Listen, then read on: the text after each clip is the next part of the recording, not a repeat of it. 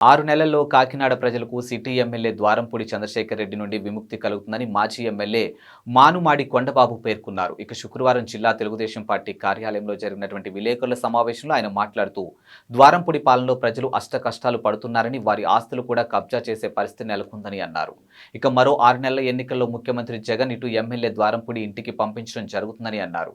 ముఖ్యమంత్రి జగన్ కాకినాడకు వచ్చి వెళ్లడం తప్ప నగరానికి ఏం చేయలేదని పేర్కొన్నారు. ఇక పెన్షనర్లకు మోసం చేయడం జరిగిందని తెలిపారు. ఇక ద్వారంపూడి ప్రజల్లో తిరుగుతున్నారని, ప్రజల్లో మీ పార్టీకి ఎలా ఉందో జగన్ కు చెప్పాలని అన్నారు. ఇక తిరుపతి దర్శనం టికెట్లు అమ్ముకున్న వ్యక్తిత్వం నీదని పేర్కొన్నారు. ఇక తనపై చేసిన ఆరోపణలు ద్వారంపూడి నిరూపించాలని ఆయన డిమాండ్ చేశారు.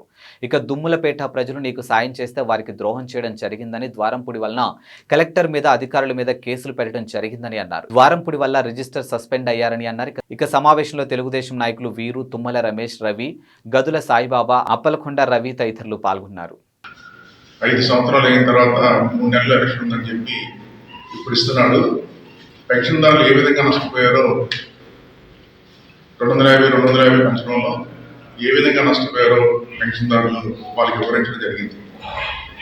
అంటే మొదట్లోనే మీరు పెన్షన్ ఇచ్చుంటే నెగ్గిననే ఈ పరిస్థితి ఉండేది కాదు.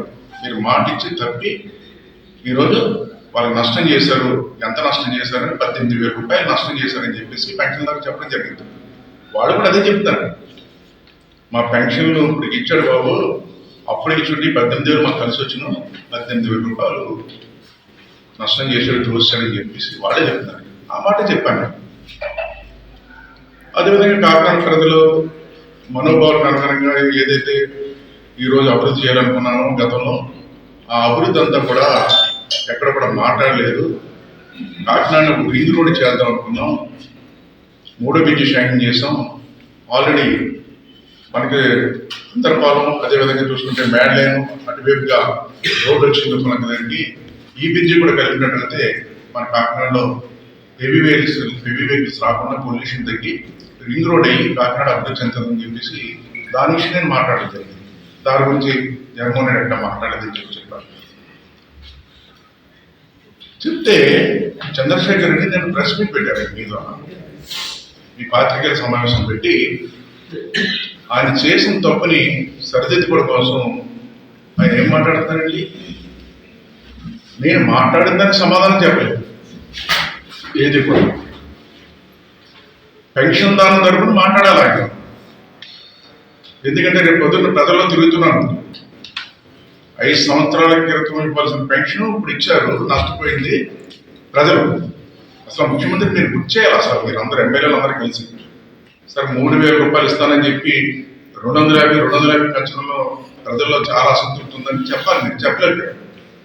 ఎందుకంటే మీకు మాట్లాడే అవకాశం కూడా ఇవ్వలేదు, చెప్పలేదు. సరే, నష్టం జరిగింది. అయితే ఈ రోజున అన్నీ వదిలేసి నేను చెప్పిన దానికి సమాధానం చెప్పకుండా ఆయన ఏం మాట్లాడుతున్నాడండి, నా అవినీతి గురించి మాట్లాడుతున్నాను. ఏంటంటే అవినీతి నేను చేసింది? ఎన్నిసార్లు చెప్తారండి ఆ మాట మీద? 2 సార్లు చెప్తాను మీకు నా అవినీతి గురించి. చాలా సందర్భాల్లో చెప్పాను.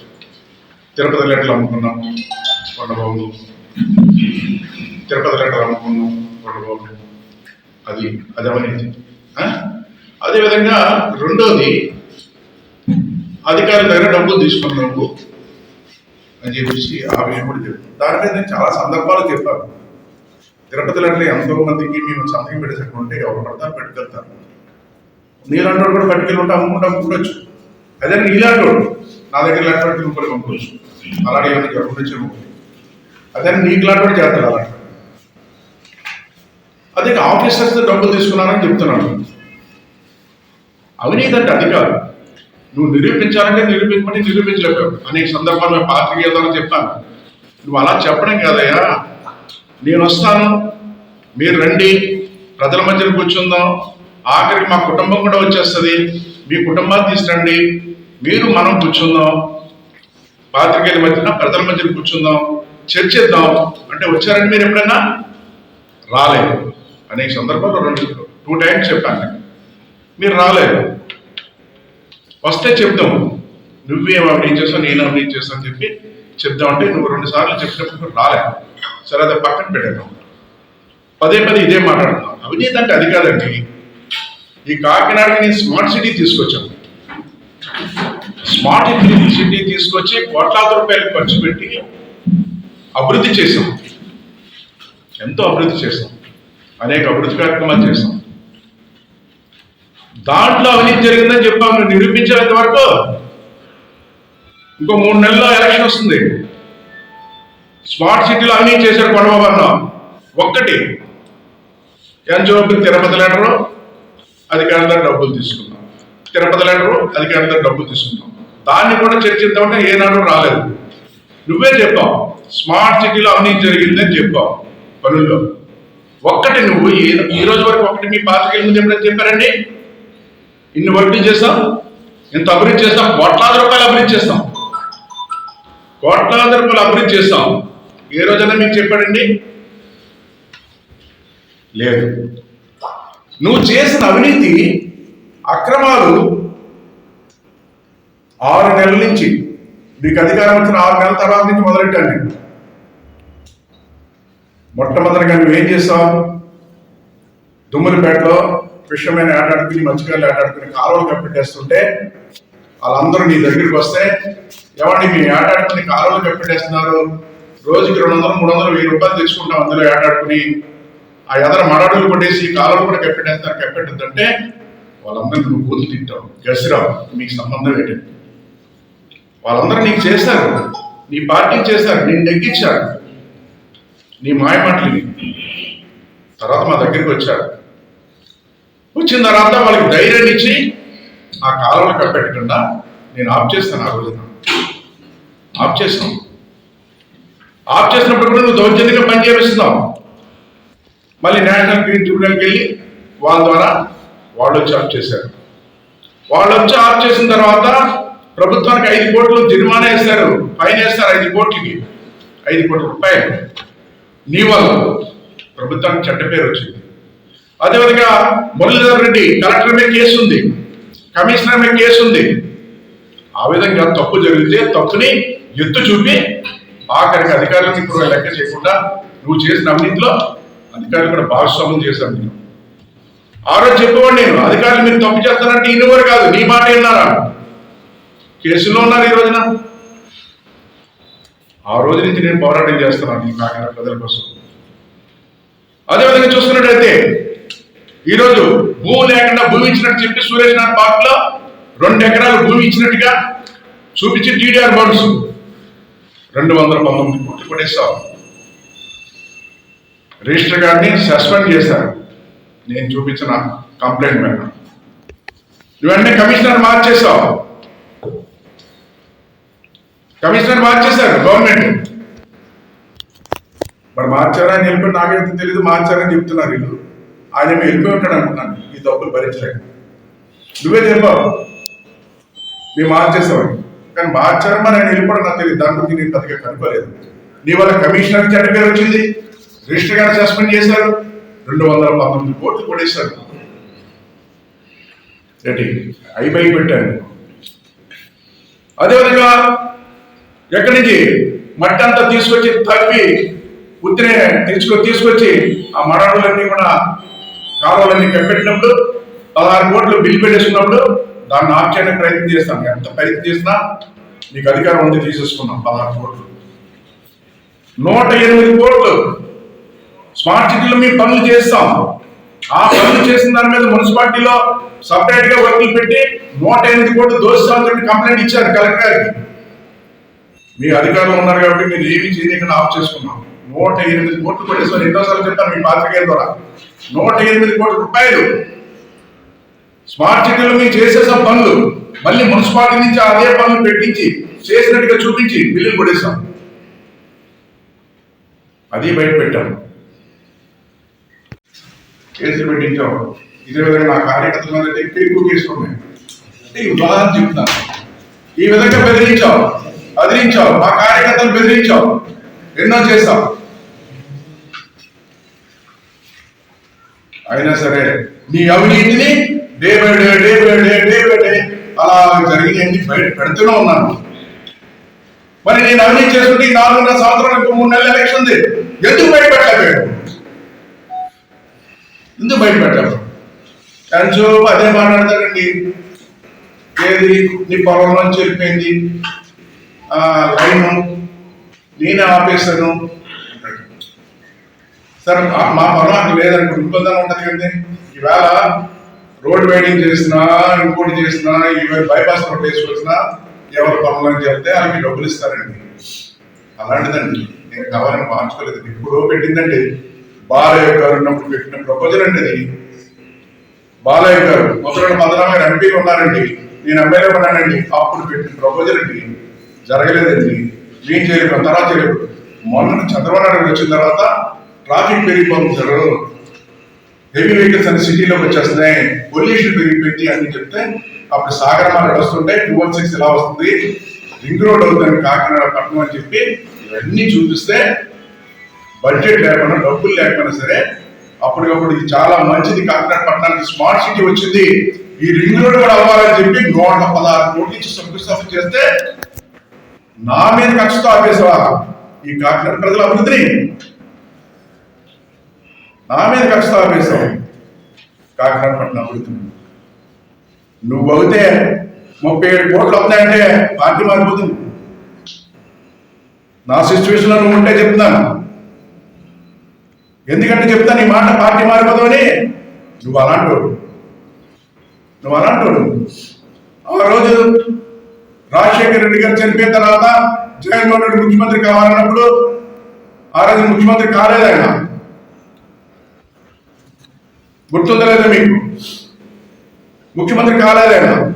రాజశేఖర్ గారు ముఖ్యమంత్రి అయ్యాడు. చాలా మంది జగన్మోహన్ రెడ్డి అనుచరులుగా ఉండిపోయారు. ఉదాహరణకు బోస్ గారు మా జగన్మోహన్ రెడ్డి ముఖ్యమంత్రి అవ్వలేదు, రాజీనామా చేశాడు. కానీ నువ్వు చేయలేదు. ముఖ్యమంత్రి నువ్వు ఎందుకు చేయలేదు? నీకు పదం ముఖ్యం. మా కుటుంబం అంటారు, ఆయన కోసం రాజీనామా చేశాడు, ఎమ్మెల్యే పదవి పోతుంది ఏంటి. ఆఖరి నేటి వరకు ఆ రోజు రాజశేఖర్ గారితో ఉన్నావు, తర్వాత వచ్చేమో కిరణ్ కుమార్ రెడ్డి గారితో ఉన్నావు, అలా గడిపేశావు నీ స్వార్థం కోసం. ఆ రోజున కొండబాబు నిజాయితీగా ఉన్నాడు అన్ని విషయాల్లో కూడా. నువ్వెన్ని భయపెట్టినా, ఎన్ని ఇబ్బందులు పెట్టినా ఏంటి ఈ కాకినాడ ప్రజలు గట్టిగా కాబట్టి నాకు పెద్ద గౌరవాన్ని ఇచ్చారు. 2 సార్లు ఎమ్మెల్యే చేశారు. ఓటమి తర్వాత సంగతి ఏంటి నువ్వు నేను చెప్తున్నా. గోపాలకృష్ణ గారి పేరు పెట్టి ఆయన్ని మళ్ళీ 2సారి ఓపెన్ చేయొచ్చు. అక్కడేమో ముఖ్యమంత్రి గారు ఓపెన్ చేసి వెళ్ళిపోయారు, నువ్వు ఆయన పెట్టి ఓపెన్ చేసావు. ఆయన గోపాలకృష్ణ గారు చాలా గొప్ప వ్యక్తి, అది ఇది అని చెప్పి ఓపెన్ చేశాం. చాలా సంతోషం. ఇదే గోపాలకృష్ణ గారిని ఏం చేశావు నువ్వు? ఇదే మొత్తం గోపాలకృష్ణ గారిని ఆయన ఎమ్మెల్యేగా 2004 ఎమ్మెల్యే అయ్యారు. 2009లో మళ్ళీ ఎలక్షన్ వచ్చింది. ఎలక్షన్ వచ్చినప్పుడు ఇదే గోపాలకృష్ణ ఏమన్నా నువ్వు ఏం చేస్తాం? నాకు బాగా గుర్తుంది. ఆ రోజు భానుగుడి జంక్షన్లో ఆంధ్రప్రభ విలేకరులందరినీ హైదరాబాద్ తీసుకొచ్చాను రాజశేఖర రెడ్డి గారిని కల్పించడం కోసం. ఎవరిని ఆంధ్రప్రభ పేపర్లో విలేకరికి జీతాలు కూడా ఇవ్వట్లేదు, చాలా అన్యాయం చేస్తున్నాడు. కాకినాడలో చాలా అక్రమాలు చేస్తున్నాడు, చాలా చెడ్డ పేరు ఉంది వీరికి, ఇక్కడ మార్చాడని చెప్పేసి ఆ రోజు ఆంధ్రప్రభ విలేకరులు హైదరాబాద్ తీసుకొచ్చారు. అండి ఆంధ్రప్రభ విలేకరులు హైదరాబాద్లో కలపచ్చు కదండి రాజశేఖర రెడ్డి గారికి. కాకినాడ ఎందుకు తీసుకురావాలండి? బాంబే జంక్షన్లో తన ఎందుకు చేయించాలండి? ఆయన మీద ఆ రోజు నువ్వు ఆరోపణ చేసి అవినీతి పరుడు అని చెప్పి నువ్వే చెప్పావు. ఆ రోజు ఆయనకి అలా బుర్రతెళ్ళి 5 వెళ్ళి ఈ తప్పుడు వ్యక్తి మొత్తం గోపాలకృష్ణ అని చెప్పి టికెట్ ఆయనకి ఇవ్వకుండా నువ్వు టికెట్ తీసుకున్నావు. టికెట్ తీసుకున్న తర్వాత ఆయన ఇండిపెండెంట్ చేశాడు.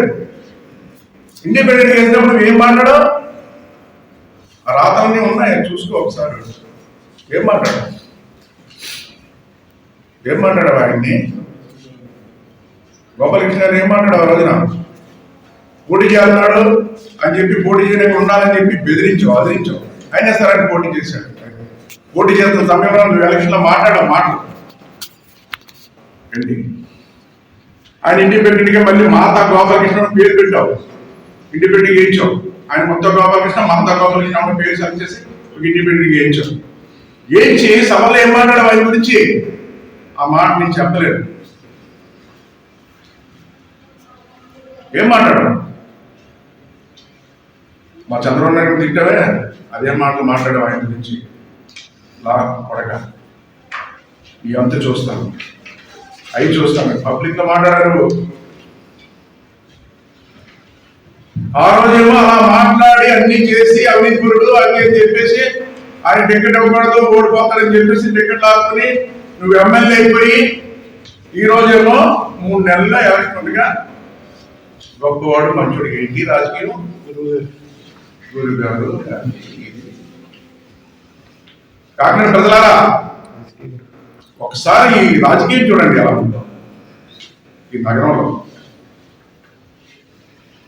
ఏ విధంగా ఉందో ఒకసారి ఆలోచించమని కాకినాడ ప్రజలు కూడా విజ్ఞప్తి చేస్తున్నాం. ప్రజలారా ఎంత ఘోరం చేశాడండి ఆ రోజు గోపాలకృష్ణ గారిని, ఎంత అవమానపరిచాడండి. ఈరోజేమో గొప్పగా చెప్తున్నాడు మంచి 3 నెలలు ఎలక్షన్ చెప్తున్నాడు. ఏంటి ఆలస్యం? ఒక దుర్మార్గుడండి, ఒక దొంగ చేతిలో కాకినాడ పట్టణం ఉండిపోయింది, ఒక రౌడీ చేతిలో కాకినాడ పట్టణం ఉండిపోయింది, ఒక దుర్మార్గం చేతిలో కాకినాడ పట్టణం ఉండిపోయిందని ప్రజలు బాధపడుతున్నారు. ప్రజలు బాధపడుతున్నారు. అంటే ఆయన అభివృద్ధి చేసేట కూడా ధైర్యంగా తిరుగుతున్నాడు ప్రజలు. అవును, చాలా ధైర్యంగా తిరుగుతున్నాం. నువ్వు వెళ్ళేటప్పుడు ముందు వాలంటీర్లు పంపిస్తున్నావు, పోలీసులు పంపిస్తున్నావు. నువ్వు మళ్ళీ వెళ్ళేటప్పుడు ఏమో ఎవరు సెల్ ఫోన్లో తీయకూడదు, పాత్రికేయులు పిలవు, ఎవరిని పిలవు. నువ్వేమో వాలంటీర్లు పోలీసులు లేకపోతే వార్డులోకి వెళ్ళాలి. మీ నాయకుడేమో ప్రజల పెద్ద పరదాలు కట్టుకోవాలి, ఆ చెట్లు కూడా వెళ్తాడు ఎక్కడ కూర్చుంటాడు. ఆయనేమో ఆ రకంగా భయపడతాడు. నువ్వేమో వాలంటీర్లు లేకపోతే పోలీసులు లేకపోతే వార్డులోకి వెళ్తాం. ఇవ్వ చెప్పేది మాకు. మేము ధైర్యంగా తిరుగుతున్నాం. ప్రజల్లోకి వెళ్ళినప్పుడు ప్రజలు ఏం మాట్లాడుతున్నారో నీకు ఒకసారి చెప్పాను, నువ్వు వెంటలేదు. నువ్వు చదువులేనివాడు, చదువునోడతో మాట్లాడాలి, చదువు లేనివాడితో మాట్లాడాలంట. చదువునోడితో మాట్లాడదు, చదువు లేనివాడితో మాట్లాడేది అంటాడు. ఇప్పుడు మత్తులో ఉన్నవాడితో ఎవరితో మాట్లాడలేడు. ఏం తీసుకుని వస్తున్నాడు కానీ మత్తులో ఉంటాడు, మత్తులో మాట్లాడతాడు. మత్తులో ఉన్నవాడితో ఏం మాట్లాడతాడండి? మత్తులో ఉన్నవాడికి స్టెబిలిటీ ఉండదు, ఏం మాట్లాడతావు తెలియదు. నువ్వు మత్తులో ఉండి మాట్లాడు.